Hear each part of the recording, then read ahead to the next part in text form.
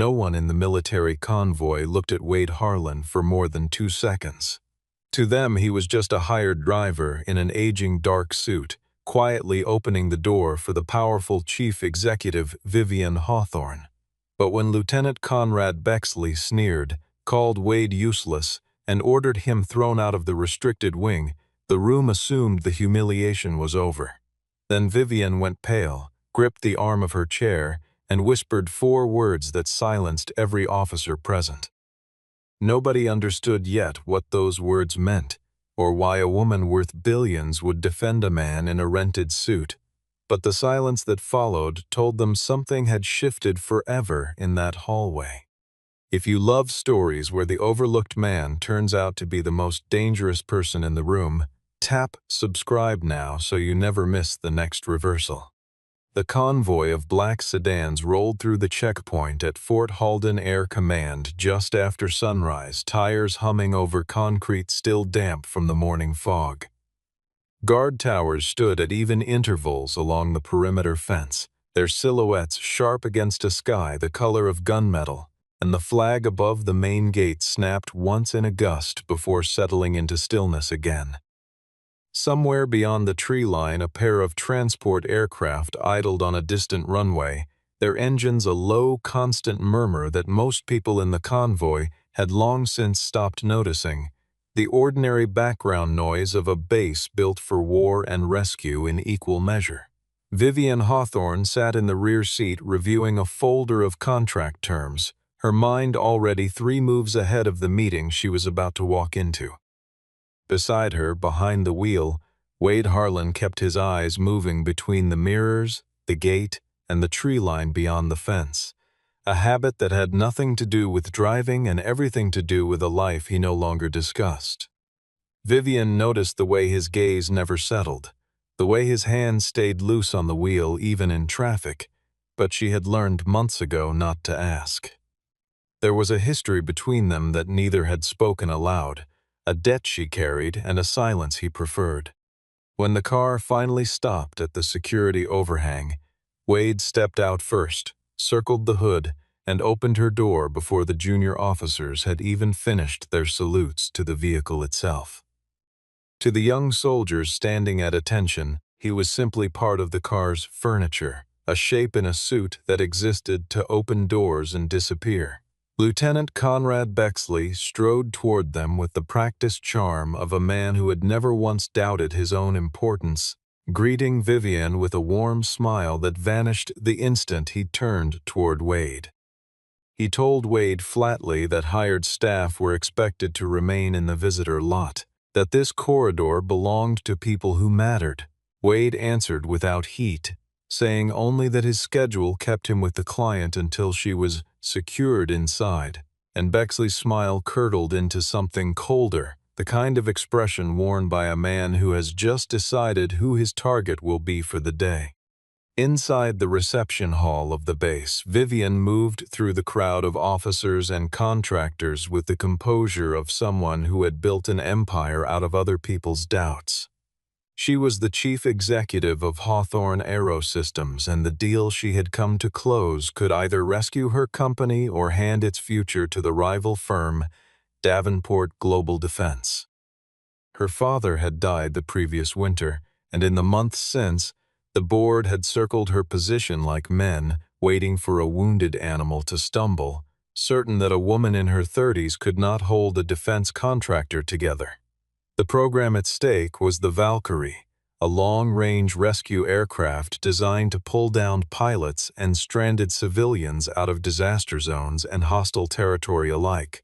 And if the demonstration failed today, so would everything she had spent a year rebuilding. Vivian had spent the drive rehearsing 3 different versions of her opening remarks, discarding each one the moment it sounded too much like pleading.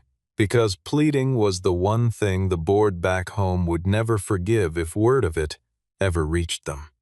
She had inherited a company built on her father's reputation and precious little patience from anyone waiting to see her fail, and every meeting since his death had felt like walking across a floor that might not hold her weight. The Valkyrie program was not simply a contract to her. It was proof, both to the board and to herself, that the company could survive without the man whose name was still stenciled above the front doors of its headquarters. Wade trailed a few steps behind her, exactly where a driver was supposed to stand, saying nothing and drawing no attention to himself. Yet more than once, Vivienne caught herself glancing back at him the way a person checks that a door is locked, an old reflex she could not quite explain even to herself. Years earlier, during a humanitarian trip her father had insisted on taking into a contested border region, the convoy she rode in had been ambushed, and the man who pulled her from a burning vehicle had not been one of the family's paid guards. He had been a young soldier with quiet eyes and steady hands, a man who vanished into the smoke before she could learn his name, and she had carried the memory of those eyes for years without ever finding a face to match them. The mission had been sealed under classification so tight that even asking about it risked consequences, and Wade, for reasons of his own, had never once tried to reopen that door. There were nights, still, when Vivienne found herself replaying the sound of that convoy in flames, the particular smell of scorched metal and diesel that no perfume or memory could ever fully wash away. She had told herself for years that the soldier who carried her out that night belonged to a version of her life that no longer existed, a chapter closed the moment her feet touched safe ground. Yet some part of her had never quite believed that closure was real. As the delegation moved toward the secure wing, Bexley found an excuse to block Wade at a side checkpoint, demanding to know if he could even read the insignia on a uniform. He suggested, loud enough for the surrounding staff to hear, that drivers belonged in parking structures and not anywhere near decisions that shaped the nation's defense. Wade remained still, answering only that his responsibility ended when the client was safely delivered and would resume when she was ready to leave, and the flatness of his tone seemed to irritate Bexley more than any argument could have. The lieutenant wanted submission, wanted witnesses to see a lesser man lower his eyes, and Wade's refusal to perform that role in front of an audience made the humiliation feel unfinished to him. Bexley called Wade useless in front of 2 officers and a cluster of Hawthorne staff, and the words landed with the particular cruelty of someone who knows he will face no consequence for them. Marla Voss, Vivienne's sharp-eyed legal counsel, opened her mouth to intervene, but Vivienne raised 2 fingers just slightly, a small signal asking her to wait and watch instead. Wade looked at Bexley for exactly 1 second longer than comfortable, then said quietly that a man who is certain of his own authority is often the one who forgets to check his blind spots. The remark meant nothing to most of the people standing there, but it landed on Bexley like a slap he could not identify the shape of, and his jaw tightened as though he had been mocked without understanding how. Just past Bexley's shoulder, Wade caught sight of a technician moving through a restricted corridor with a badge clipped at the wrong angle, its color mismatched to the clearance level required for that section of the building. He filed the detail away without reacting, aware that raising it now, from his position, would only give Bexley another excuse to escalate, and aware too that suspicion without proof was worth nothing in a room built entirely on rank.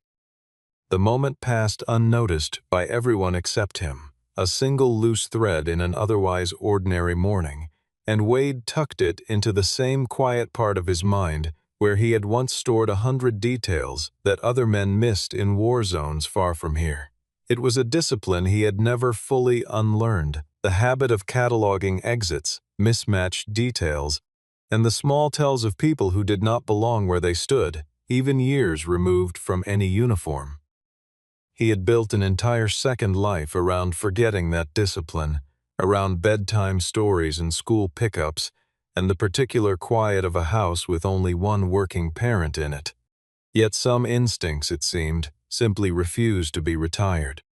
The formal briefing began in a windowless conference room lined with monitors, where Vivienne presented the Valkyrie program, to a panel that included Reginald Blackstone, the chairman overseeing the Defense Board's evaluation. She walked them through survivability data, extraction speed, and the aircraft's ability to operate in contested airspace, answering each hostile question with the precision of someone who had rehearsed for exactly this kind of ambush. Blackstone pressed her on cost overruns, on Davenport's cheaper bid, on whether a company still reeling from a leadership transition could be trusted with a contract this size, and Vivienne answered without flinching, even as her knuckles whitened around her pen. She reminded the panel that the Valkyrie had already outperformed every comparable design in independent survivability testing, that its rescue radius exceeded the nearest competitor by a significant margin, and that cost savings meant little if a cheaper aircraft failed the very people it was built to save. Blackstone listened with the flat, unreadable expression of a man who had heard 1,000 pitches before and trusted none of them until the numbers were proven in the air, and Vivienne understood that no amount of rehearsed confidence would matter until tomorrow's demonstration spoke for itself. Bexley sat near the back of the room, arms crossed, occasionally muttering that the secure wing felt contaminated by personnel who did not belong there, a remark aimed squarely at Wade standing near the door. Several officers glanced toward the driver with fresh irritation, as though his mere presence were now the reason the meeting felt tense, and nobody thought to ask why a man in a driver's suit was the one paying the closest attention to the data on the screen. Vivienne kept her composure through the barbed remark, though the grip on her pen tightened another degree. While Wade said nothing, his attention already elsewhere, fixed on the flight simulation data being projected for the panel's review. A soft electronic hum crackled faintly beneath the audio system, easy to dismiss as a faulty speaker, but Wade recognized the rhythm of it from another life, a rhythm that sometimes meant a signal was being quietly rerouted rather than simply malfunctioning. He studied the coordinates displayed on the test flight map, cross-referencing them against the terrain briefing from memory, and found a discrepancy so small that most eyes would have slid right past it. The proposed test route had been shifted just enough to route the aircraft directly through a known interference corridor, a change that could sever communication with the plane at the worst possible moment during tomorrow's live demonstration. This was not a rounding error or a careless typo. It was the kind of adjustment a person makes when they want a failure that looks accidental. Wade had seen this exact pattern before, years earlier, in a briefing room half a world away, where a single altered waypoint had nearly cost an entire extraction team their lives before anyone thought to question the source of the map itself. The memory surfaced without warning, sharp and unwelcome, and he pushed it aside the way he had trained himself to do, focusing instead on the numbers glowing on the screen in front of him rather than the ones etched permanently into his memory. Wade took one step forward, intending to flag the anomaly before the panel moved on, but Bexley cut him off before he could finish a single sentence, demanding loudly whether the driver now fancied himself qualified to teach the military how to read a map. Laughter rippled through part of the room, thin and uncomfortable, the kind that exists mostly to relieve tension rather than express real amusement. Wade lowered his hand and said nothing further, not because he had been beaten, but because he understood that in this room, at this moment, the truth would need a louder voice than his own to be heard, and he was patient enough to wait for that voice to arrive. Patience, he had learned long ago, was not weakness but the most disciplined form of strength available to a man who had already survived rooms far more dangerous than this one. He had once waited 11 hours in a collapsed stairwell for the right moment to move, silent and still while enemy voices passed within arm's reach, and compared to that, absorbing one lieutenant's contempt for a few more minutes cost him almost nothing at all. Bexley rose from his seat, pointing directly at Wade, and repeated the word useless as though testing how far he could push before someone objected. He ordered the nearest security officer to escort the driver out of the secure wing entirely, insisting that his continued presence was both a breach of protocol and an insult to everyone who had actually earned the right to sit in that room. Several members of the Hawthorne delegation lowered their eyes, unwilling to spend political capital defending a driver against a lieutenant with connections, and for a moment it seemed the humiliation would simply run its course unchallenged. The security officer nearest the door hesitated, glancing between Bexley's rank and the obvious discomfort spreading across the rest of the table, unsure whether obeying the order would earn him praise or quiet resentment from people who mattered more in the long run. Blackstone said nothing yet, watching the scene unfold with the detached curiosity of a man who often let conflicts burn themselves out before deciding which side deserved his intervention. Wade did not raise his voice or argue his case. He turned instead toward Vivienne, and the look he gave her was not a plea for rescue but a warning, the exact expression he wore in the seconds before danger arrived rather than after. Vivienne followed his eyes to the flight map still glowing on the screen, then back to his face, and something in her chest went cold with recognition, because she had seen that precise stillness once before, on a night that had defined the rest of her life. It was the look of a man who saw the threat before it revealed itself, the same steadiness she remembered from the arms that had pulled her out of a burning vehicle when she was barely more than a girl. As Bexley kept talking, listing reasons the driver needed to be removed immediately, Vivienne rose slowly from her chair, and the room quieted simply because a chief executive rarely stands during another man's tirade. She did not raise her voice. She did not need to. She said only one word, dropped, and told him to stop, and something in her tone made even the officers who barely knew her sit up straighter. Bexley, still riding the momentum of his own authority, told her she did not need to defend a hired driver in front of people who actually mattered, and that was the moment Vivienne's composure cracked just enough to let the truth through.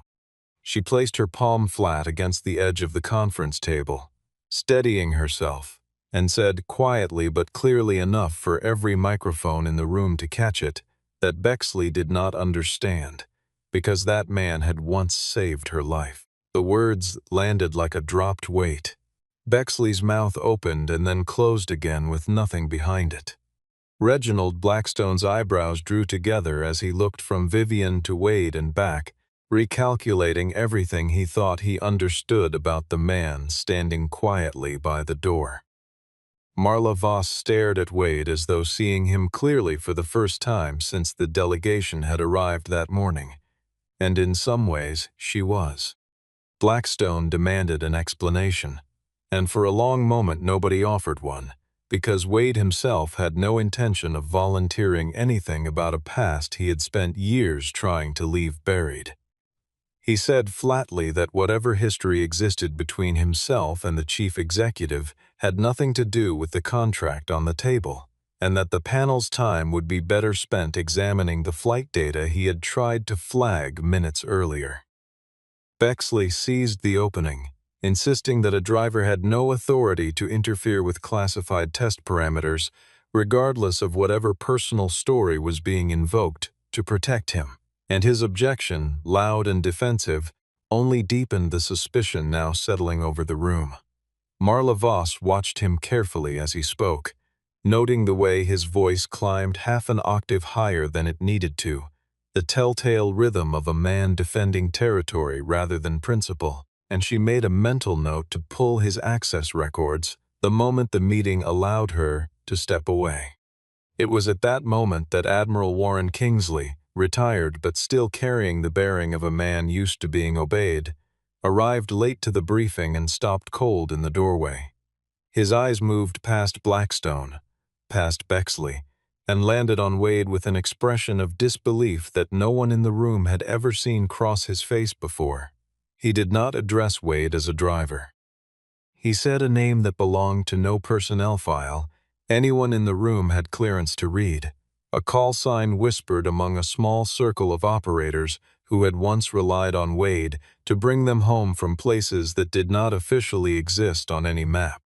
Kingsley explained, carefully and in the fewest words the situation would allow, that the man standing near the door had once served in a specialized unit tasked with hostage recovery and equipment retrieval in some of the most volatile regions on Earth.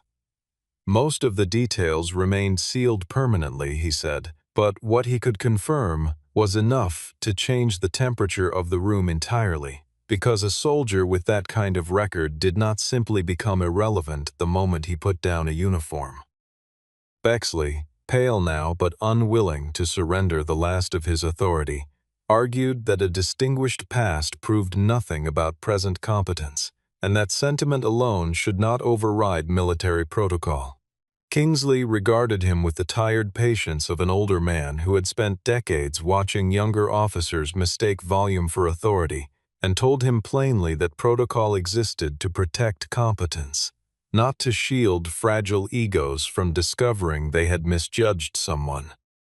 The words carried weight precisely because Kingsley rarely bothered wasting them, and even Bexley seemed to understand, for the first time that morning, that he was no longer the most powerful person in the room. Wade, unmoved by the unraveling drama around him, simply asked for the flight data to be pulled back up on the main screen, then pointed out 3 separate irregularities without raising his voice even once. He identified a set of coordinates that had been quietly altered from the original survey, an auxiliary access credential that did not belong to any registered personnel at the base, and a proposed flight path that had been bent just enough to pass directly through a known interference zone. A junior technician, sweating slightly, pulled the raw logs and confirmed each point within minutes, and the room that had spent the last hour dismissing, Wade now watched him with the particular silence reserved for people who have just been proven catastrophically wrong. One by one, the officers who had laughed at Bexley's earlier joke found somewhere else to direct their eyes, suddenly very interested in the folders in front of them, while the technician who had confirmed the anomalies kept glancing at Wade as though trying to reconcile the quiet man by the door with the precision of what he had just witnessed. The base moved swiftly into a state of quiet crisis once the sabotage was confirmed, because if the corrupted data had gone unnoticed until the live test the following day, the aircraft could have lost contact in the interference corridor with no warning at all. A failed demonstration would not simply delay the contract. It would hand Davenport Global Defense the opening they needed to claim Hawthorne's technology was unreliable under pressure. Vivian understood immediately that this was not clumsy error but a deliberate strike aimed at her company's credibility, timed precisely to land in front of the one panel whose opinion mattered most. She thought of the board members waiting back at headquarters, already sharpening their arguments for why leadership needed to change hands, and understood with a cold clarity that a failed test tomorrow would hand them every justification they needed. There was no room left for pride in this moment, only the narrow, urgent task of making sure the sabotage was fully contained before it could do any further damage to a program she had spent a year defending. Wade requested that all temporary access credentials be frozen, that hallway security footage be pulled from the last 48 hours, and that the control room remain untouched until the tampering could be traced to its source. Bexley bristled at the idea of a civilian driver directing base security procedures, but Blackstone, newly humbled and unwilling to risk another public embarrassment, ordered his staff to follow Wade's instructions without further debate. Wade moved through the corridor with the same unhurried economy of motion Kingsley remembered from years earlier, tracing the anomaly back to a small transmitting device wired discreetly beneath the simulation control panel. He worked methodically, checking wire routes and connection points with the unhurried, precision of a man who had disarmed far more dangerous devices under far worse conditions, while the technicians around him watched in a mixture of fascination and quiet embarrassment at how quickly he had located what their own diagnostics had missed entirely. The device was not designed to cause an explosion or any dramatic failure that would draw immediate suspicion. It was built to feed subtly false telemetry into the system, nudging coordinates and flight paths just far enough to manufacture a failure that would look like an internal flaw in Hawthorne's own technology. It was the kind of sabotage engineered by someone who understood that public humiliation, not violence, was the more effective weapon against a company already fighting to prove its stability. Marla Voss, working quickly through the access logs, discovered that the temporary credential granted to the mismatched technician Wade had noticed earlier that morning had been authorized under Bexley's own signature. Bexley insisted immediately that his signature had been forged, that anyone could have accessed his credentials, and that he was being framed by people desperate to distract from their own company's vulnerabilities. Wade did not accuse him of masterminding the sabotage outright, recognizing that the lieutenant's arrogance made him a convenient tool far more easily than it made him an architect, but it was clear Bexley had accepted some benefit in exchange for granting that outside access without asking too many questions. Vivian confronted him directly in the corridor outside the control room, her voice steady now instead of shaken, asking him plainly how much of his own honor he had been willing to trade just to prove that a woman had no business running a defense contractor. Bexley had no answer that did not sound small the moment it left his mouth, and for the first time since the delegation had arrived at Fort Halden, he found himself unable to meet another person's eyes. Whatever certainty had carried him through the morning had drained out of him entirely, leaving behind only the hollow realization that his contempt had nearly cost far more than a single woman's pride. While technicians worked to restore the corrupted systems, Vivian and Wade found a quiet stretch of hallway away from the chaos, and for the first time all day, neither of them was performing a role for an audience. She asked him why he had never told her, in all the months he had driven her through 100 ordinary days, that he was the same man who pulled her from that burning vehicle so many years earlier. Wade told her he had not left the service to disappear from her specifically. He had left because after enough missions in enough places that did not appear on any map, all he wanted was to raise his daughter without wondering each morning whether he would come home to her. He said driving offered something the military never could, a kind of stillness, steady work that let him be present for a child who needed her father more than the world needed another quiet operator. Vivian remembered fragments of that night with unusual clarity now. The smoke, the noise, her father's blood on the seat beside her, and the arms of a young soldier who had not waited to be thanked before vanishing into the chaos to help someone else. Wade told her plainly that he did not need her gratitude and never had, that what mattered to him now was simply making sure people like Bexley did not mistake pride for the right to humiliate anyone who could not immediately defend themselves. Vivian understood, standing there in the quiet hallway, that Wade had never wanted recognition, and that understanding only deepened the respect she already carried for him without fully realizing its shape until this moment. She told him she did not know how to repay a debt like that, and Wade answered simply that she already had, every time she chose to protect the people around her instead of the version of power that men like Bexley worshipped.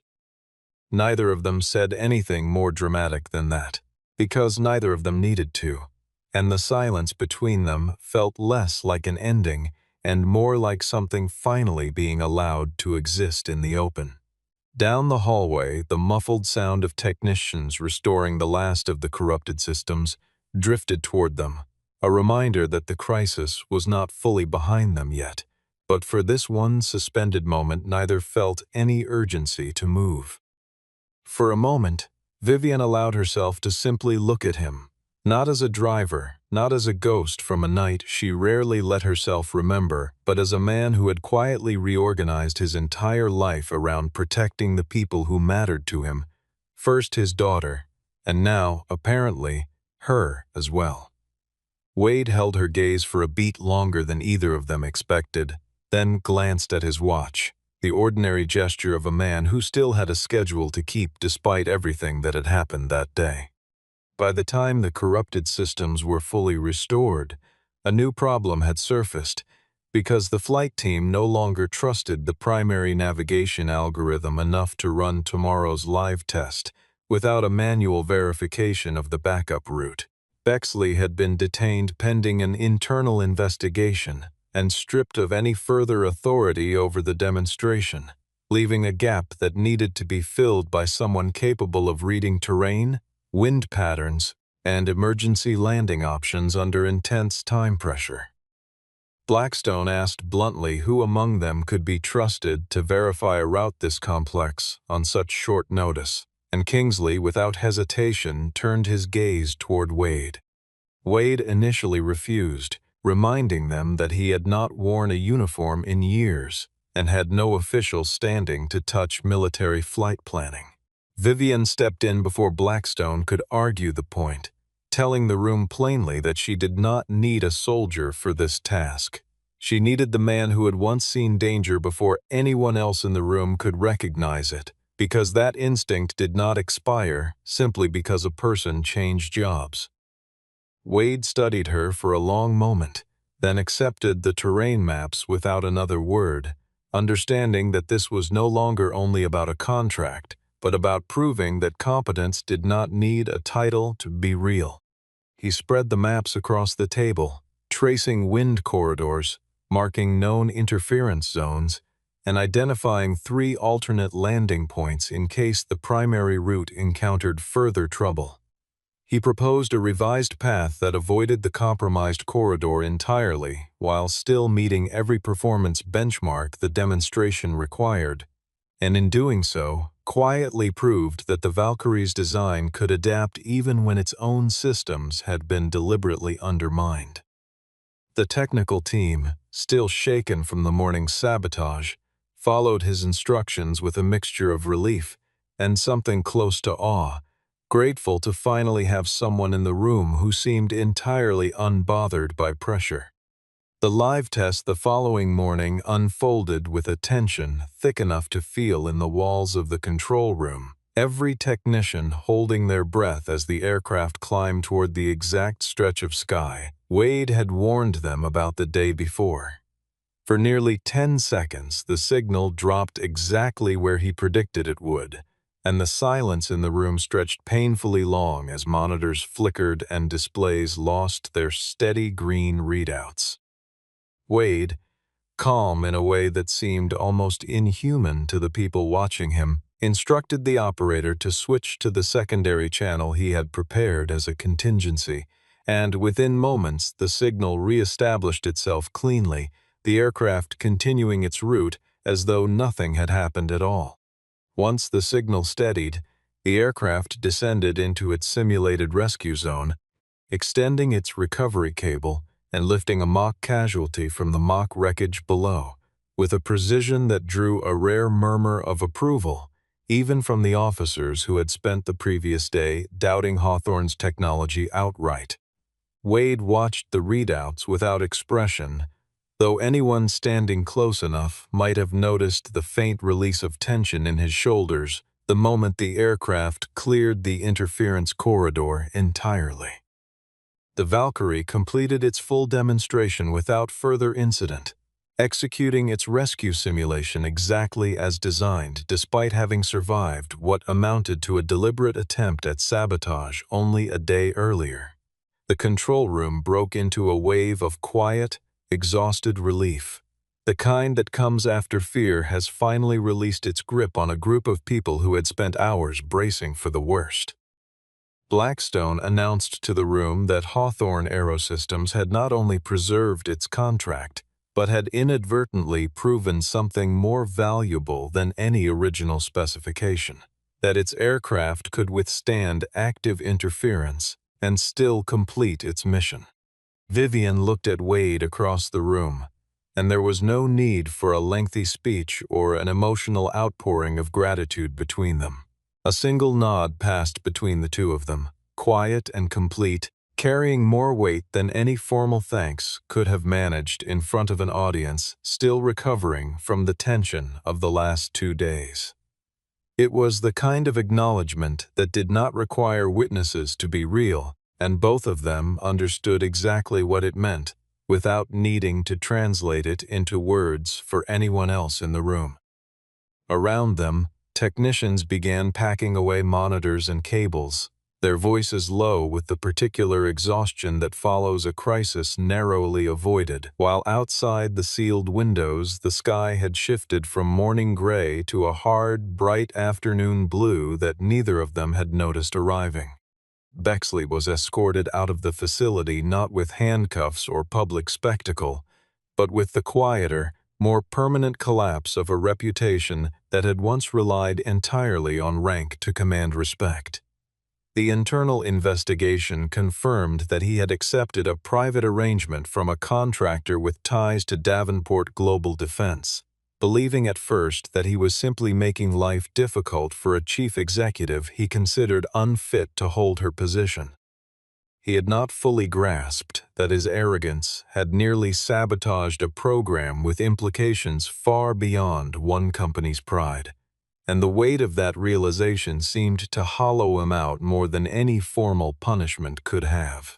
In the days that followed, word of his removal spread quietly through the base, and few of the officers who had once laughed at his jokes found much sympathy left for a man who had traded his integrity for a grudge against a woman he had barely bothered to understand. Reginald Blackstone, to his credit, apologized to Wade directly in front of the same panel that had dismissed him only a day earlier, a gesture that cost him visibly but one he clearly felt was owed. It was a rare and expensive moment, a man of real institutional power publicly admitting that he had misjudged someone based on nothing more than the cut of his suit and the title on his badge. Wade did not gloat or extend the moment longer than necessary. He simply told Blackstone that next time, it might be worth examining the person before examining the title stitched above their pocket, and the words landed with quiet finality rather than triumph. Vivian made it clear, in terms the board could not later dispute, that she would not tolerate the kind of casual disrespect Wade had endured from anyone associated with Hawthorne's future partnerships. She insisted that any personnel accompanying her, regardless of their official role or title, would be treated with the same baseline respect afforded to generals and executives alike, and that this condition was not negotiable if the military wanted continued cooperation from her company. Blackstone, still visibly humbled by the events of the previous day, did not attempt to argue the point, understanding that whatever leverage he might once have held in that conversation had evaporated the moment his own panel had so publicly misjudged the man now standing quietly near the door.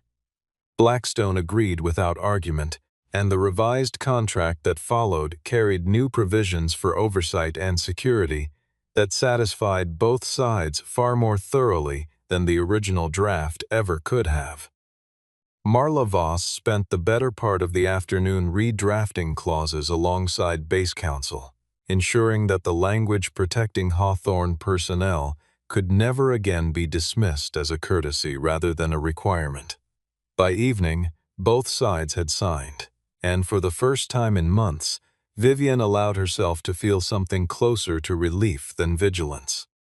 When the delegation finally left the base later that evening, no one in the corridor looked at Wade the way they had the morning before.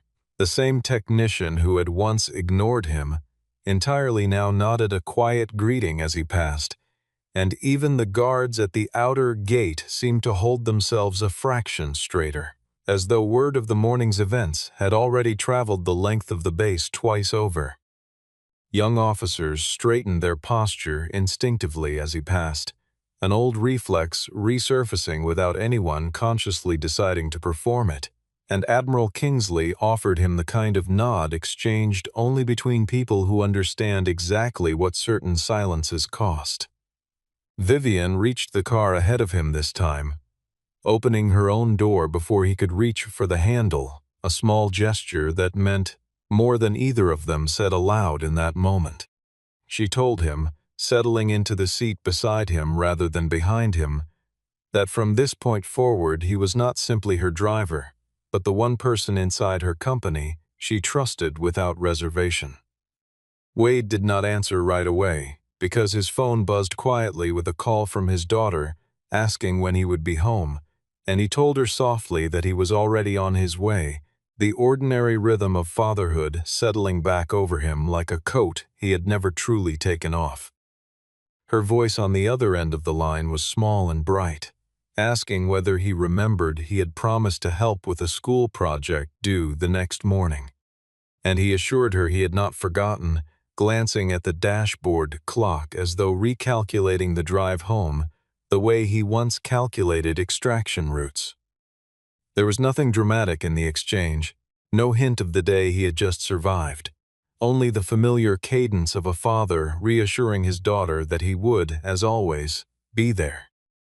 Vivian heard the exchange and felt something in her chest ease, understanding at last that this man required no throne, no medal, and no public record of what he had done, only the simple certainty of bringing the people he protected safely home.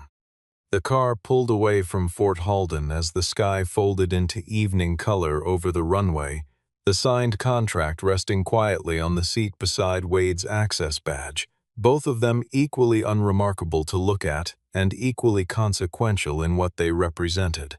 A man once dismissed as useless within these walls had, in less than 2 days, become the reason an entire base would remember his name long after the paperwork was filed away.